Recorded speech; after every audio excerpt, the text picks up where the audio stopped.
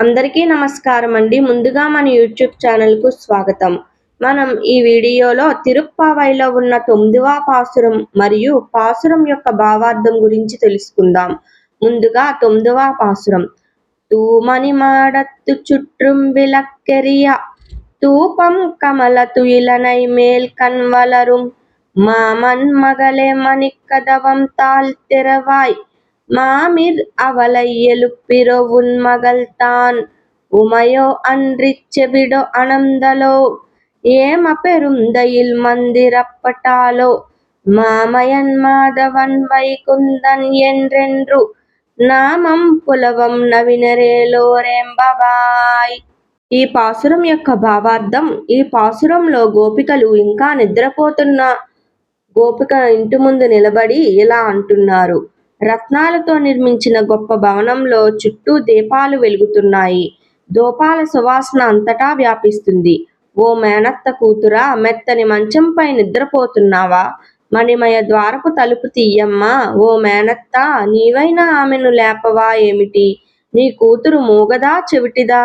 లేక బద్ధకంతో గాఢ నిద్రలో ఉందా? లేదా ఎవరో మంత్రించి మైమరిచి నిద్రపోయేలా చేశారా? మాయవి, మాధవ, వైకుంఠనాథ అంటూ మేము ఎన్నో నామాలతో శ్రీకృష్ణుని కీర్తిస్తున్నా కూడా ఆమెకు వినిపించడం లేదా? ఇది కూడా గోపిక మేల్కొల్పు పాసురం. కానీ ఇక్కడ ప్రత్యేకత ఏమిటి అంటే, లేపబడుతున్న గోపిక సౌఖ్యం, ఐశ్వర్యం, సౌకర్యాలలో మునిగిపోయి ఉంది. ఈ గోపికకు ఏ లోటు లేదు. అయినా భక్తిలో ఆలస్యం చేస్తుంది. ఆండాళ్ ఇక్కడ చెప్తున్నారు, సౌఖ్యం ఎక్కువైతే భక్తి ఆలస్యం అవుతుంది అని. మూగదా, చెవిటిదా అన్న ప్రశ్నలకు అర్థం ఇది నింద కాదు. ఇది భక్తిలో జాగ్రత్త చేసే హెచ్చరిక. భగవన్నామం వినిపించకపోతే హృదయం మూగదైనట్టే, చెవులు ఉన్నా చెవిటివైనట్టే. ఇన్ని నామాలతో పిలిచినా ఇంకా లేవడం లేదంటే ఇది గాఢ నిద్ర కాదు, మాయలో మునిగిపోవడం. ఈ పాసురం యొక్క సారాంశం ఏమిటి అంటే, సౌఖ్యం, ఐశ్వర్యంలో మునిగిపోకుండా భగవన్నామం వినగానే మేల్కొను. ఇది ఈ పాసురం యొక్క సందేశం. ఇది తిరుప్పావైలో ఉన్న 9వ పాసురం మరియు పాసురం యొక్క భావార్థం.